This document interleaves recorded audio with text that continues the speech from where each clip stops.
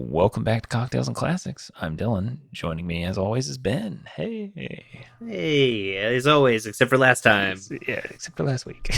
When he's not traveling for work, it's Ben! And this week, we're tackling The Truman Show. Ben wanted to do a comedy. We kind of did a comedy. What's weird to me about this movie, alright, I know this is out of the normal spiel of things. This movie's listed as a sci-fi movie, and I don't agree with it. It's kind of, maybe? I don't know. Yeah, but you can't have that be the predominant when it comes up. The first No. thing is sci-fi drama comedy. No. It's a dramedy, but I don't know. I feel like the sci-fi aspect of it isn't even, especially now for the 2020s. It's not even that science fictiony. What's sad is, when I was watching it, I mentioned to one of my coworkers, he was like, "Oh, you're watching the Truman Show?" I was like, "Yeah." I was like, I feel like this kind of like predated like true reality television almost, and now we're just like so far gone in this dystopian hellscape of reality television that this idea is honestly not that wild. I mean, there's that show on like TLC, MILF Manor, where it's a bunch of older women who are trying to get younger men. And the plot twist is it's their sons. Like that is like Truman Show esque. Like, I mean, at least the Truman Show was kind of classier than that, honestly. Well, what's crazy to me is you mentioned that, but I remember in 30 Rock, they had the whole running joke of a show on the network being called MILF Island. And so now the fact that there's literally a real reality show called MILF Manor makes it just kind of insane that 30 Rock was in the 2010s. It took 10 years. That's how long it took to devolve this far. My Is 30 God. Rock going to be the new Simpsons? Just going to predict everything? I mean, maybe if it had ran for 50 fucking years, it could have. I mean, my God. I like The Simpsons as much as the next. Well, I I like I like the first 10 or seasons of The Simpsons as much as the next guy. But come on, So, to kick things off and get everybody in the right mood for the Truman Show, we're going to go to this week's cocktail. And we had talked about this, I think it was two-ish episodes ago. We had kind of talked about like spritzes having their day and espresso martinis. So this week we're doing an espresso martini. Reason being, I was looking online and I was kind of looking at like chocolate themed cocktails because one of the things when we watch these movies, I think, and I'm like, what did we drink? What did we eat? Like, what's like a theme? And so in this movie, there's a, there's a lot of product placement in the movie, like blatant, like as a gag. And so Truman's wife in the movie, Meryl, multiple times like turns to camera and like it mentions, I think it's Moco Coco. yeah. She's like, make this Moco Coco drink for me from the mountains of Nicaragua or something. And so to go with that, I was looking at chocolate themed cocktails. And so there was an espresso martini, but you dust a little chocolate dust on top. And to get a little bit more chocolate, I had these like chocolate coffee bitters that I bought when I was in Jackson Hole, from like a little local spot. So I was like, oh, let me spruce it up a little bit. I didn't even think to put. I have chocolate bitters. I didn't even think to dash those in. Feel foolish now. Oh shit, this is bussin'. I said I said last time that I never had an espresso martini, but even what I feel like was just a half-assed one, it's fucking good. Now, what were your proportions? So I did I follow liquor.com over here. I did 2 ounces of vodka, a half ounce of coffee liqueur, 1 ounce of I used just cold brew that I brewed in the fridge, and then a half ounce of simple syrup. And then I did like 5 drops of the coffee bitters, and then like just a light dusting of like I have like this Starbucks chocolate powder, like hot cocoa powder that I got Yeah, from yeah. Costco or some shit. I don't know, but I just dusted that lightly on top. Yours sounds like the way to go. Mine was, mine was. I did It was 2 ounces of vodka, half ounce of liqueur, and half ounce of coffee, and that was it. So my first sip, I was like, "Oh, A little, this a boy little got some. strong. This boy got some kick." I mean, now that I'm deeper into it, it's faded. It's faded a bit, but I mean, so I was gonna say it kind of reminds me of like a White Russian, and that makes sense because I think isn't a White Russian like 2 ounces of vodka, an ounce of chocolate or coffee liqueur, and an ounce of like heavy cream or milk or yeah, whatever. something like that. Okay, so it's like one ingredient swapped. Yeah, It reminds me of that a lot. With the chocolate though, I think it adds a little extra dimension to it. Maybe if you made do they have a White Russian with chocolate milk? Because maybe you'd be I don't know. very close to this, I feel like. I do. I didn't realize it was an espresso martini, but I've been doing like cold brew coffee with liqueur and some chocolate bitters for a while now. Sometimes I'll even, if I'm feeling bougie, throw a little bit of peanut butter whiskey in there too. The peanut butter with the chocolate bitters and the coffee kind of tastes like a little Reese's cup. Mm. Yeah, that shit slaps. I had a plant-based Reese's cup yesterday. Um, was pretty good actually. The chocolate Aren't they? just tastes a little Aren't they different. all plant based? I'm not sure. I guess maybe like Oh no, it's the milk chocolate. Sorry. So there's that's no. It's okay. like vegan at that point, but Gotcha. Okay. so it It's was the like an vegan oat chocolate. Gotcha. Okay. The Okay. chocolate tastes a little bit different, but it was still pretty good. I'm sure it was like five. I didn't look at the price tag, but I'm sure it was like $5 compared to like 250 for the the regular We had a, two pack. we had a teacher in high school that would make homemade peanut butter cups. And I will say the only thing was that the chocolate was never like as it was never sweet enough chocolate. Like the chocolate always tasted too bitter. But otherwise, pretty good. If you want to make yourself a espresso martini, check the show notes below, get the recipe, and hit up the Casker links to get some vodka, some coffee liqueur delivered directly to your door. You can check out The Truman Show on Showtime as of recording, because we're going to spoil it. The Truman Show is a 1998 dramedy film. Currently sits at an 8.2 out of 10 on IMDb. It's directed by Peter Weir, written by Andrew Nicole. It stars Jim Carrey, Ed Harris, Laura Linney, Noah Emmerich, Natasha McClone, Holland Taylor. Paul Giamatti's in there. Oh, that's right. Not a star, but he is in there. Oh, let me tell you what my wife said. This is fantastic. She wanted me to bring this up. I think she's gonna feel bad that I did. So she walked down as I'm watching the movie. It's the scene where Truman and his buddy are talking. It keeps cutting back to Paul Giamatti and Ed Harris in the booth, and then back to those two, just kind of whatever they're talking about, trying to figure out life stuff. I can't remember the exact part of the movie. My wife looks and goes, "Is that a young Will Ferrell?" I'm like, "What? No, it's not Will Ferrell. What are you talking? No, like the best way I could describe what is his name? It's Noah Emmerich. I remember him. He was the assistant coach in Miracle. Yeah, okay, yeah. And he was on a show my wife and I loved called White Collar. For the few people that probably remember watching that show.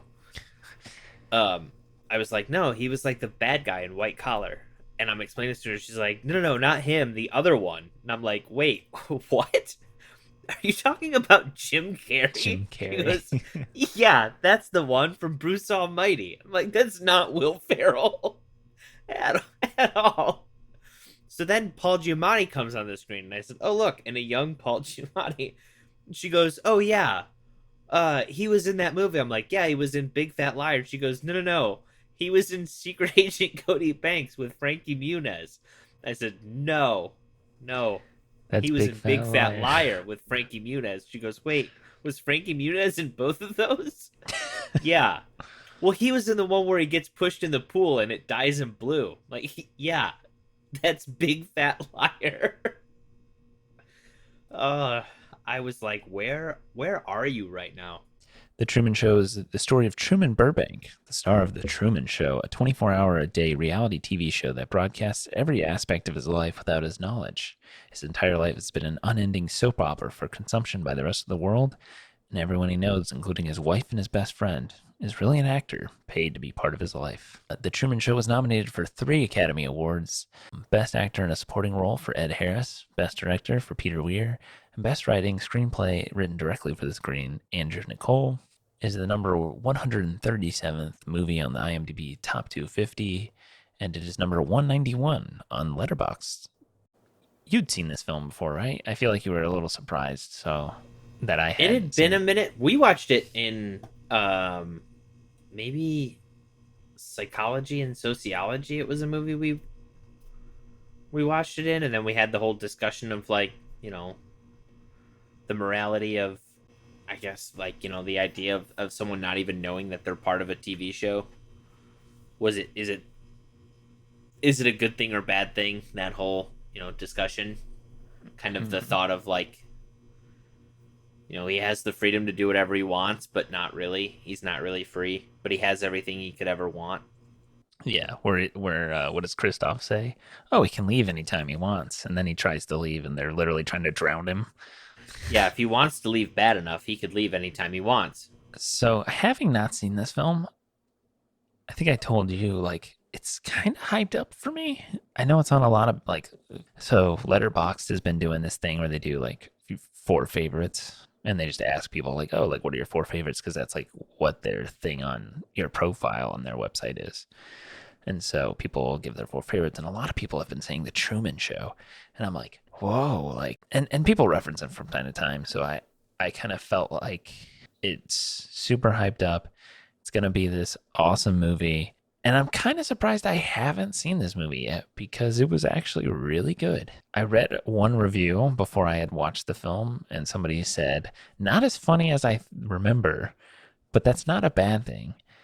And I agree with that in the sense of it's labeled first as a comedy, and it is definitely not really a comedy first, I feel like.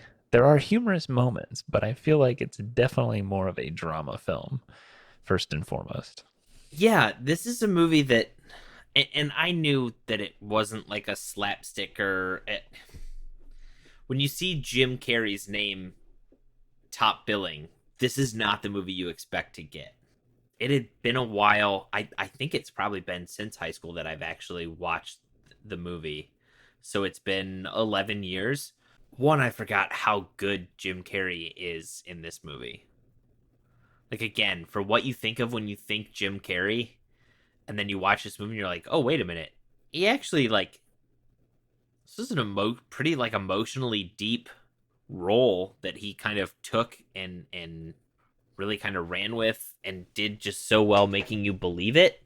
And then in the end, when he, his last words, his good afternoon, good evening, and good night, and then he just kind of turns and walks out, and you're just like, wow, I was not expecting him to, like, I wasn't expecting to be like moved or impressed by that, but I was, I have to say. Have you have you seen Man on the Moon or Man on the Moon is the one where he's Kaufman, right? It's yeah, the Andy yeah, Kaufman movie. yeah. Yes, I've seen it.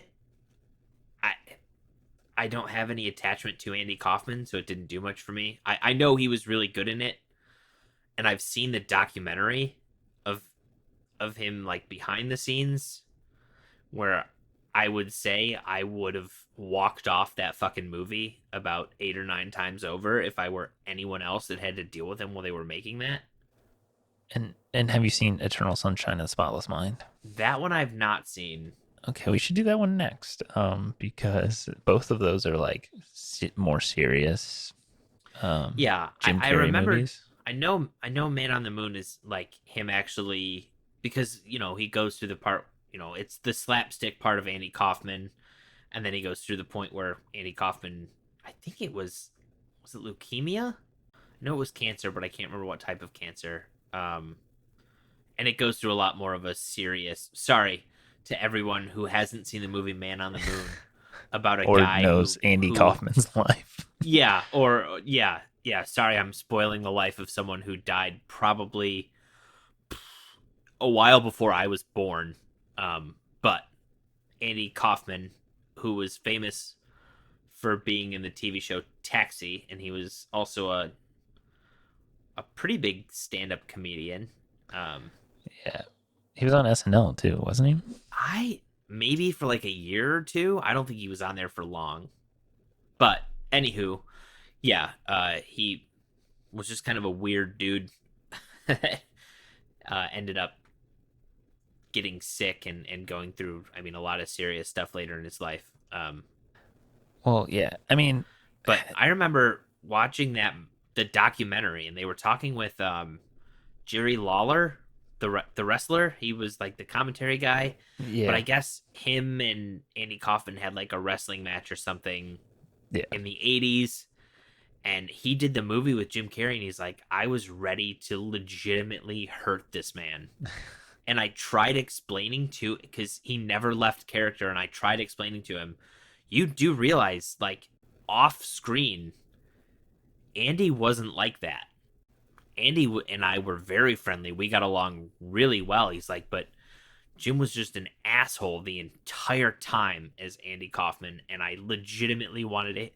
Like, I legitimately wanted to wrap a chair around his head. Damn. I think the best joke I've heard about the documentary about Jim Carrey that was Timothy Oliphant was on Conan O'Brien, and he said he's like, yeah, Jim Carrey talked about being in character through making the whole movie. I'm always in character. I was in character the whole time I watched that movie, and you know what? My character hated it. I thought going in that it would be a little more comedic, and there are very funny bits. I loved all the that we talked about earlier, the like product placement that goes on in the movie. There's bits where like when Jim starts to, or I guess Truman starts to realize what's going on a little bit when he tries to like go follow his wife and it's like, oh yeah, tell her I'm going to Fiji, and he's like starting to follow, or when he locks his wife in the car and they try to like leave. Um, there are funny moments in the film, but it is definitely more serious. I love the rain scene where it's just raining over him, and then he walks away, and it like slowly tracks over to him. And then just starts pouring everywhere. Yeah, yeah. Yeah, it's a lot more serious because you feel bad, and I'm like, and I'm sure this is kind of like satire and speaks to the people who watch these kind of like exploitive reality shows, but like I was thinking while I was watching, I was like, does anyone ever feel bad for him besides the one girl who went on the show to like fall in love with him and tell him it's a thing? Because I mean, at the Well, end, they're all cheering for him, but when it's going on, I'm like, dude, like this is they kind do of show the couple of things where people have tried to like break. Although I don't think that was as much to tell him as much as it was to like, look at me, I'm get on, famous. yeah, get on TV that thing. Um, but if you look at, and I can't remember what it was her name, Sylvia. Lauren. Yeah, but that wasn't her real name. Oh, Remember, she tells him when she's getting in the car, my real name's not Lauren. It's, I want to say she said it's Sylvia or something. yes, it is. It is Sylvia. When they cut to her and she's having the conversation on the phone with Christoph, you can see like all the posters in that. It says like protest, whatever. So I'm guessing like there's probably a decent sized group that, a small vocal group. It would be one thing if like, there was a camera following you around and this and that, but like to literally be taken right from birth, stuck with a family that's not actually your family, like that's just insane. That's the perverse part, yeah, where it's like, oh, here's your parents. Also, one of them dies at one point, shows back up 20 years later, and we rewrite him into the show because he keeps showing up, and you're just like, what the fuck, dude? I don't know. Like, I like Jim Carrey. As far as his like comedic roles, It's not my favorite kind of humor. Like I don't love like Ace Ventura, and he had a lot of like, in my opinion, misses in like the mid 2000s, like Yes Man, Fun with Dick and Jane, like that sort of stuff. But Oh, I definitely think he hit a point where he was not. I also get it because again, he was doing. I mean, you look at like what he was doing stand up wise, and then in Living Color, and then he was doing Ace Ventura, which I nostalgia love Ace Ventura, but I definitely understand that the humor is pretty immature. even Dumb and Dumber, I don't love Dumb and Dumber. I don't think I've ever seen Dumb and Dumber. Just never seemed like. And I hate the Grinch movie. We talked about this. Like I something about the makeup, I just don't like it. But like serious Jim Carrey movies, I love serious Jim Carrey movies. He's such a good actor, and I feel like people always think of him as like this one, like he's a comedic actor, but I think he has such a range. And it's almost like Adam Sandler now, who's had a couple more serious roles, and it's like, oh damn, this guy is more than just the goofy dude in the room. I think I've read something where people have said that they've found that comedy actors transition to drama much easier than dramatic actors can transition into comedy. Because comedy is so hard. People act like comedies, and like even horror movies, they're not like good movies, but a good horror movie and a good comedy are really hard to do because the joke has to hit, the scare has to hit, and if it doesn't, like you end up with every mediocre fucking epic movie or disaster movie, like What I think even just the I think the actors themselves just have to. I think people think dramatic acting sometimes is a lot harder than it is. Not saying that like everyone can do it, but I think if you're an actor at a high enough level, doing stuff that's more serious, I feel like is a bit easier than letting yourself be like the butt of the joke or trying to not be serious. so what did you think, Ben, on a rewatch? Because you said the last time you watched this was like probably college, Probably high school. probably high school. Oh shit. Yeah. Yeah, I think I watched it in like junior year of high school maybe. On a rewatch again and so I remember I remember my mom watching this movie when I was a kid. I think she had rented it on VHS. Honestly, probably around the time it came out on VHS. And I watched like parts of it but didn't know what the heck was going on because I was way too young to try to follow it. But then I remember watching it in high school. And I think this time around, one, the product placement stuff stuck out to me so much more. I think it's one of those movies that you tend to remember the overarching idea of it. Guy doesn't know he's stuck in a TV show, is trying to escape in that. But I kind of forgot how much the seriousness of like he's afraid of the water because he lost his dad, and like he's afraid to do this, and he's also the effort that they go through to like trick him. But then I think the other thing I really forgot is how many dumb fucking mistakes they make to basically like come right out and tell him he's on a goddamn TV show. Yeah, like they kind of get lazy. They get to the radio, and then he just walks in and you can see the fucking craft service table behind a wall, and they just close the wall. Like they're just like, nothing to see here. Like, no, that's pretty freaking obvious, man. Like, you literally are on the radio tracking where he is, but you can't figure out to like, oh, he's walking into a building. We should probably make sure that everything's ready to go. Just seems weird to me.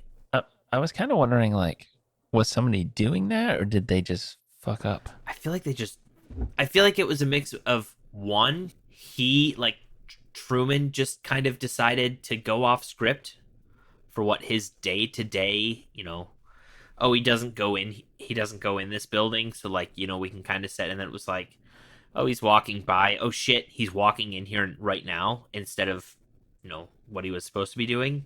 So I think that is a big part of it. Why am I yawning? Jesus Christ, it's not even 9 o'clock. This man hasn't drank enough espresso martini over here. I have not.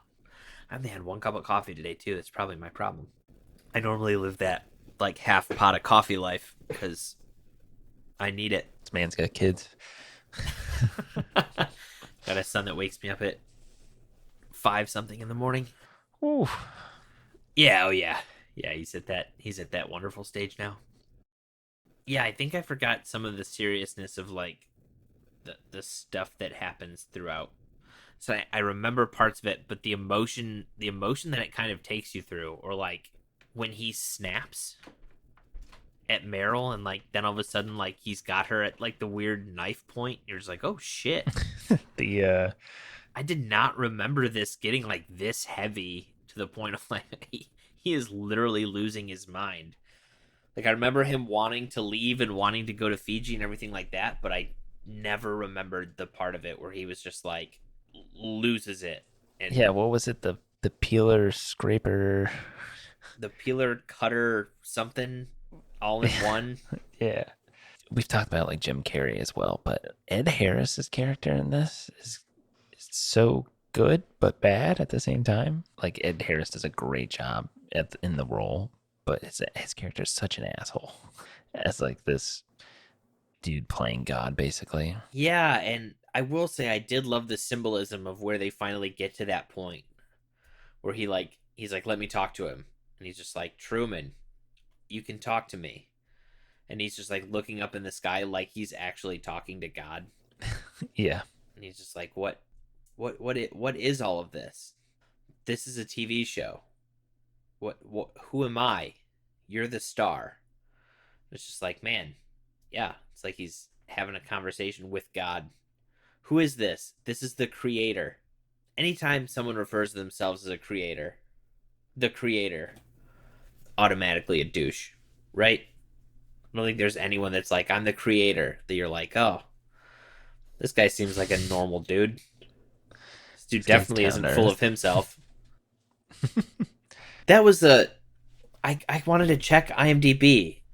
He talks to that guy on the TV show. Was that Harry Shearer? Yes. Oh, it was. I called it. I told my wife, I'm like, I think that's Harry Shearer. And she goes, who the hell is that? Like, oh, that's fair. That's fair. If you don't follow The Simpsons and you don't know like Spinal Tap or anything like that, like yeah, it does kind of it doesn't really mean much, but okay, cool. All right. I'm proud of myself for catching Harry Shearer in the wild. For having not seen this movie, I don't know if it was like watching TikToks or just like, I mean, I've ingested so much fucking like film, cinematography, like media in my lifetime. The like, good morning, and if I don't see you, good afternoon, good evening, and good night. Like that bit, the end scene where he like hits the wall and like is walking along with the water edge, like all of that is like I've seen all of that and I like knew it. And when I saw it happen, I was like, oh shit, that's from this movie. Like, Yeah. like this movie has those like iconic moments that you didn't really realize that were in there. Well, that was even like the rain, like I said, the rain scene. I was like, I feel like I've seen them do that in other things too, where it's kind of been like the play on that, where it just kind of rains over one person, and as they move, it just kind of tracks them. But yeah, there is a lot of things that definitely did become either parodied or just used in I don't know what I don't know that it was really ever like memes of it, but like I do know that the thing of him walking around along like the edge of the world really has been used in a bunch of different stuff. I loved the when they're sitting there and they're talking and like all of a sudden his wife tries to get him to go to bed and the two security guys are just like, you never see anything anyways. Like how much like you're just tuning in to watch the man sleep. Like it's like, oh man, I can't sleep. It's like 3 o'clock in the morning. I guess I'll turn on the Truman Show and see what's going on. Oh, what do you know? Truman's just sleeping. Like, what are we doing? Yeah, the or like the old ladies who have the like pillow. They're just like sleeping at one point. You're like, is Yeah, this well, they're just sleeping when he's sleeping with the TV on. wait, what? This is interesting. Um Kind of makes sense though. Ed Harris and Jim Carrey never met during the filming. I mean, I would believe it. They're never on screen together. Yeah, well, that's why I'm like, okay, it makes sense, like that they didn't meet, but like, damn, like they were never on set at the same time, I guess. I love the Trumania bit when Truman draws on the mirror with soap was completely improvised. They said in another take he drew long curly hair and a dress. That's interesting. Truman was supposed to be just out of high school, but since Jim Carrey was in his 30s, it got swapped from teenage angst to more of a midlife crisis. I feel like this movie would be way more interesting if Truman was a teenager. Yeah, but I'm like, who? What I was gonna say was I'd be interested to see who else was considered for the role. I don't know. I wonder if he was signed on that early. Oh, Jim Carrey was his first choice. Okay. Did you see the one that said, according to a 2008 New York Times article, psychologists in Britain and the US reported a number of people experiencing Truman syndrome or the Truman Show delusion, the belief that they are the unwitting star of their own reality TV show. Reportedly, many afflicted specifically mentioned the film in therapy. More recently, on September 16, 2013, the detailed account of one Ohio student who suffered from years of the Truman Show delusion was documented in the New Yorker magazine article Unreality Star by Andrew Morantz. I remember hearing about that because I think that would have been 2008. I think that was a couple years before we did the whole, like, we watched the movie in school, and I Yeah. think that was also talked about because I think when we talked about it in psychology, that was another thing that, like, we talked about with it was the fact that people believed that that was like a new-ish, although I guess it's really like a thing of schizophrenia, but one of the big things of delusions was people believing they were the star of like a TV show, or like people were watching them. Huh. This is interesting. Dennis Hopper was originally cast as Christoph, but walked off set after his first day. He later went on to a supporting role in Ed TV, which is a movie that's kind of similar, where a video store clerk agrees to have his life filmed by a camera crew for a TV show. Yes, I've heard of Ed TV. Looking at it, I was like, I don't think I've heard of this, but then I looked at the thing for it and I see the poster and I'm like, actually, I do think I've seen that. Oh, yeah, okay. Yeah, it's Matthew McConaughey. The original script was darker and had crucial differences from the shooting draft. The city was not a utopian society, but there were staged criminal incidents. Truman had a drinking problem. It stated clearly that Truman makes love to his wife. Christoph's intention was that Truman was to have Meryl impregnated and the child would carry on the show. There were more clues that helped Truman realize the truth. The scene where Truman confronts Meryl was far more aggressive. Finally, and most importantly, after Truman passes the door, he meets Christoph and the main cast members on a rooftop. While in the film, the story ends with Truman's exit from the fake world. In the encounter at the rooftop, which was in the script, the actors stare at him sheepishly, but Truman, in his rage, attacks Christoph and tries to strangle him, but the rest of the actors hold him back. He is finally reunited with Sylvia. Huh. Damn. That's pretty dark. Ben had seen this film, but I had not. So you're going to get one fresh review and one nostalgia rating and an updated rating. I'll go first. Yeah, you have to. You're the goob. I'm the goob, the soul goob. Yeah, I know I talked about up front that this movie was kind of hyped up, but then looking at like IMDb and Letterboxd and it only being in like the 130s, 190s respectively on IMDb and Letterboxd, I'm surprised. I really enjoyed this one. I think it's they advertise it as a comedy, but I don't think it's quite a comedy. Jim Carrey kills it.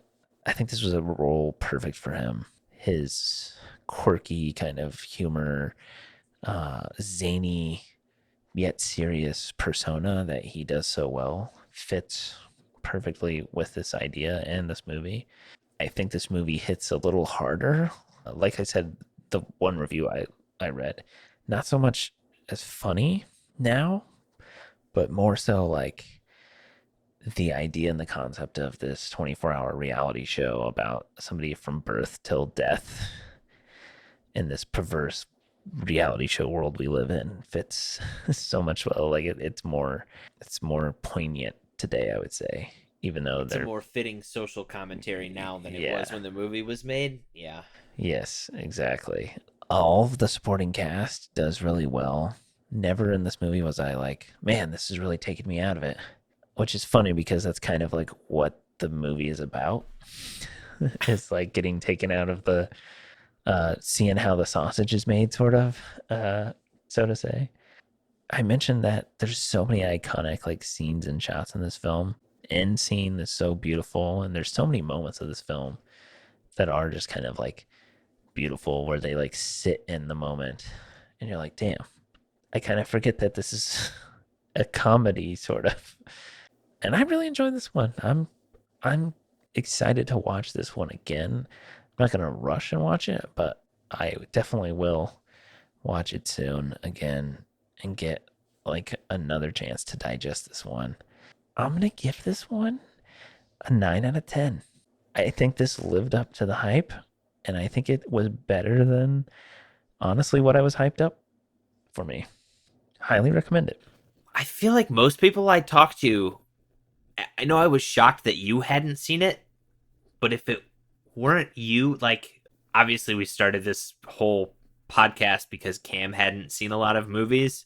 If Cam would have told me I've never seen the Truman Show, I'd have been like, yeah, okay. And the sky is blue. Are we just stating things that are true? I don't know. When you said you hadn't seen it, I was kind of surprised.